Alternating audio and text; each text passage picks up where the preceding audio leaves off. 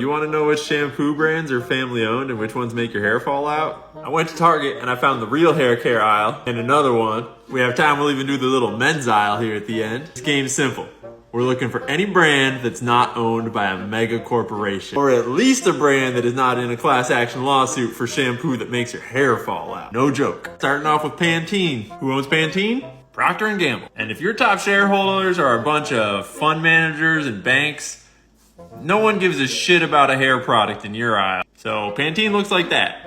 What about OGX? I accidentally went down this rabbit hole about this Brazilian oil company, and I met this billionaire who was an international speedboat champion, got arrested for like major fraud. He was once worth $32 billion and boasted that he would overtake our buddy Carlos Slim as the richest man in the world by 2015.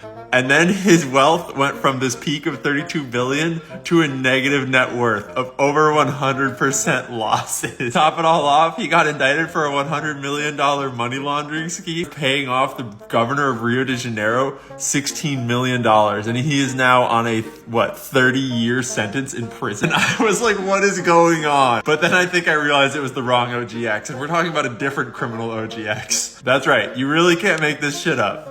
OGX shampoo is in a class action lawsuit for putting in chemicals that cause hair loss.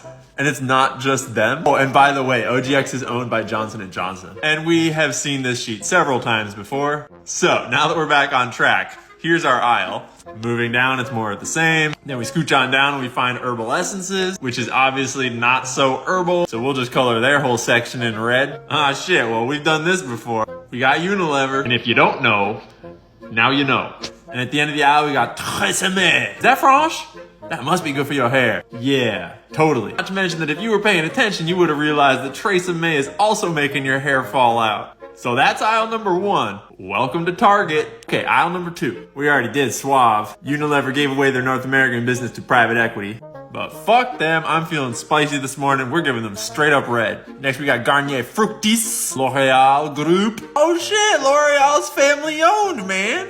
Still owned by the Bettencourt Myers family. That's so cool. I mean, L'Oreal can go fuck itself. That ain't cool.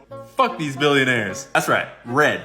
How about Aussie? Yeah, you know the drill. Red. Oh, snap. But now we got all kinds of stuff going on. And by all kinds of stuff, I mean a whole bunch of companies making products that will put the hair back in your head that they already made fall out. These are the ones that we already investigated with their cute little different types of bottles and shit of fake ass drugs to fix the problem that they fucking made. Now we're gonna look into Axe and Vivenna and Nioxin and whatever this stuff is down here in these bottles and this little horsey shit. All right, you ready to speed run this? Let's go, baby. Nioxin. Axe is Unilever. Oh, hey, Viviscal. Church and Dwight. That's new. Psych. Just another mega corporation. Pert Plus is Procter & Gamble. Nexus is Unilever. Next we got this horse shampoo. And whatever oh, wait a minute. I think that's Raw Sugar. Damn straight. We already met Raw Sugar. They are family founder owned. They're legit. Props to Donda. And if you know, then you already know that that horse shampoo is actually the shit. And it's owned by the founders, and they got some dope-ass story, and I'm not gonna dig too deep lest I discover something awful about it. I'm just making fun of them. It's not actually horse shampoo. It's called Mane and Tail. Check it out. So I think we finish off kind of like this. I don't know what that shit is. All right, moving down into the men's section. This is stuff we already did. Dove, men's, bullshit. Suave, men's, bullshit. Just gonna speed run all of this all at once. Michiru is owned by Unilever. Old Spice is Procter & Gamble. Got to Be is owned by Schwarzkopf. Schwarzkopf is owned by Henkel. Henkel's ownership is a little different, but don't kid yourself. This is what a mega corporation looks like.